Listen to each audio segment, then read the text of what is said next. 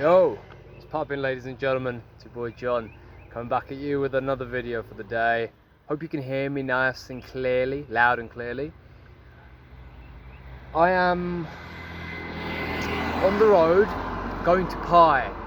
So if you know what Pai is like a hippie commune or something in the north of Thailand. It's interesting.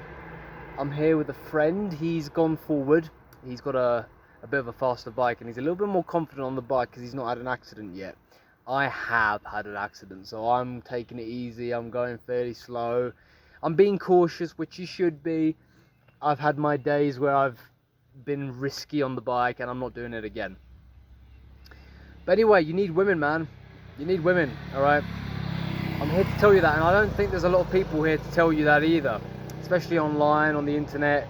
You're gonna get guys like Andrew Tate and all kinds of different people, man. They're gonna say shit like, oh, you don't need women, be a lone wolf, go at it by yourself. This is a bunch of bullshit, bro. This is a bunch of crap, and I'll tell you why. Man and woman need each other, right? There's a reason why Eve was given to Adam, right? There's a reason for it, and the reason was because men need a partner. Men need the feminine, loving, supporting energy to accomplish their goals, alright? And it's not like, oh, I'll wait till I become successful and that's when I'm going to get all the women. That's not the way I personally would approach it. Because women aren't just attracted to the ultra high value guys, right? Now, they would be if you are competing in those kind of environments. If you're competing in the club, or you're competing in some other society which you're not necessarily meant to be a part of, then you're going to find it a bit difficult. Then those standards that I spoke about before, or that you've probably heard of, looks, money, status, that kind of jazz, that will then apply to you if you're competing in those kind of environments. But if you're competing in an environment which is a little bit different to that, which is more unique to you, which is something that you want to pursue, well, that's going to be then a different kind of methodology. And the way I would personally suggest it is, number one, get rid of the idea that you are some lone wolf guy who's at it by himself, who needs to accomplish these things in order to be accepted by the world and those around him. This is a very unhealthy attitude. It's an unhealthy attitude because what it does is it forces you to be antisocial, and you're not meant to be antisocial, man. You're meant to be a human being. We human beings are meant to come together. We're meant to work together. We're meant to love together, learn together, and share together. Yeah? This is our purpose. We're social beings. And if we turn out not to be social and we try to create this new lone wolf, very egocentric direction for men, what it does is it causes you to be very lonely, very disconnected from your fellow man and woman, and it causes you to be, I would say, a little bit depressed and anxious because you're not getting those social bonds that we human beings need to thrive, right, and also survive. Otherwise, you're just in survival mode 24/7, and that's not where I would suggest you be. I would suggest you don't live in survival mode.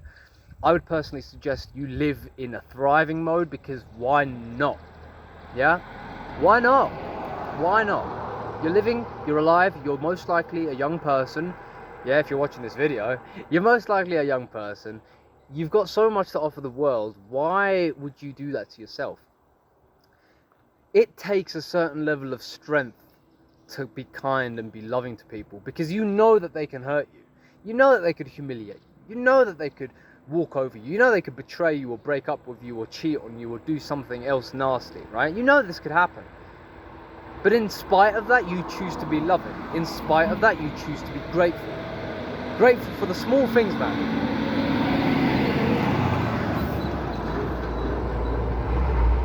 Grateful for the small things. Grateful for the very, very tiny things. The small acts of kindness that people will offer you in your life.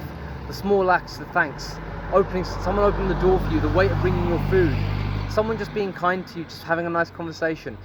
Being grateful in your day-to-day life for the small things adds up. Because you create a foundation of success. A foundation of feeling good. Feeling content. And working towards something I like to call virtue. Virtue is the most important thing. Virtue, again, I don't want to be a dictator to you and tell you what's important and what's not important, because ultimately that's not why I'm here. I'm actually here to encourage you to think for yourself, because I want you to be free thinking. And I want you to come to the similar conclusions that I have when it comes to society. Society's been abandoned, right? Abandoned by its men, abandoned by its women, abandoned by everyone within it. It's our job as the new generation to start working towards building a new society. And how do we do that? Well, we embody the values that we know society thrives on. Values like justice, values like courage, values like social relationships, social harmony, cohesiveness. Everyone working to have a family, right? Because the core of a society is always the family. I was reading Marx the other day, and Marx says famously that we communists call for the destruction or the elimination of the family. And he doesn't give any reasons as to why the family should be destroyed. He just says, well, the family is this, it's that, it's bad, it's a bourgeois construction, it only exists as an economic unity.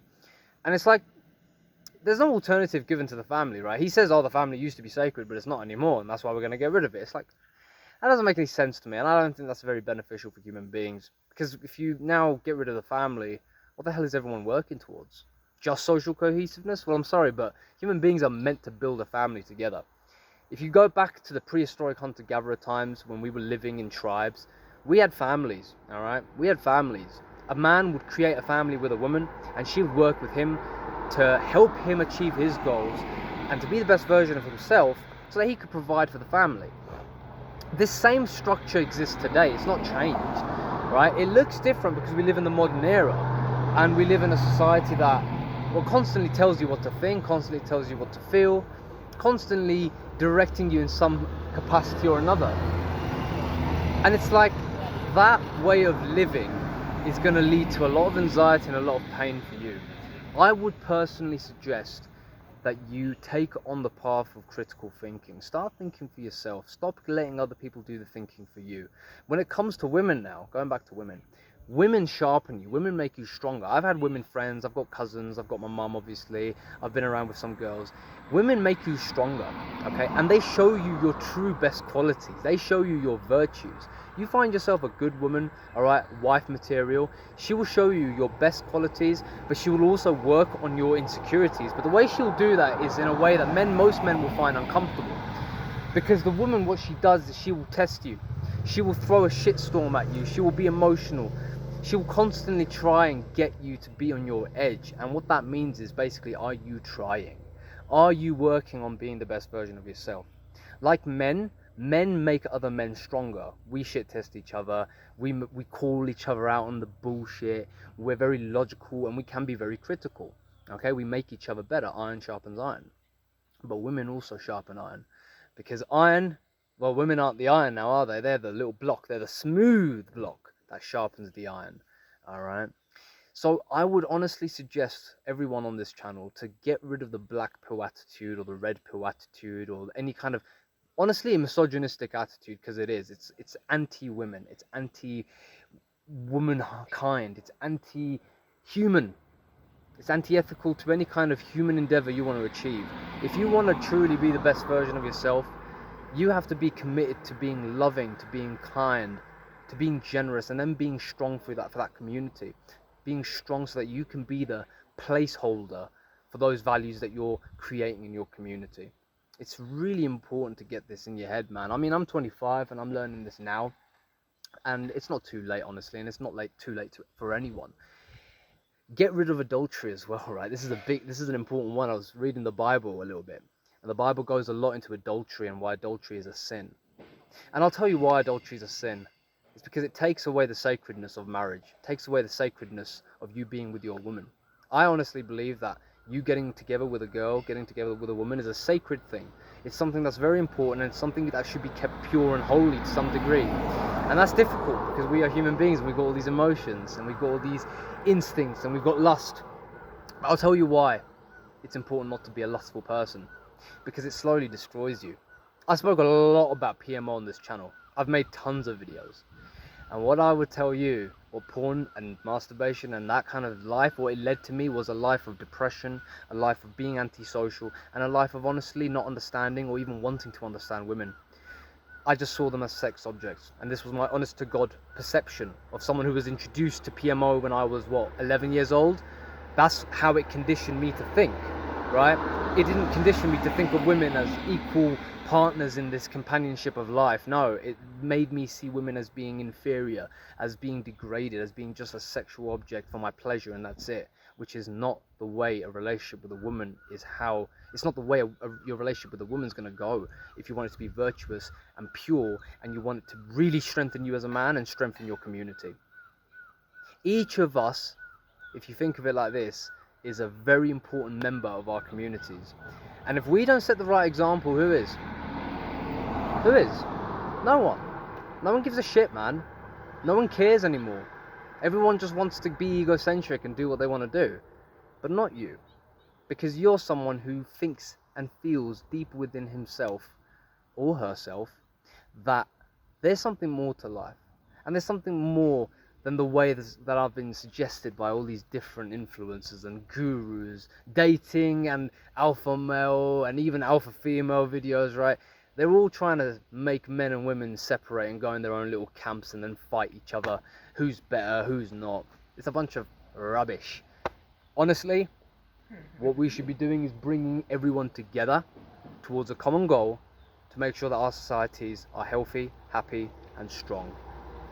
Alright, stay virtuous, stay strong, stay hungry.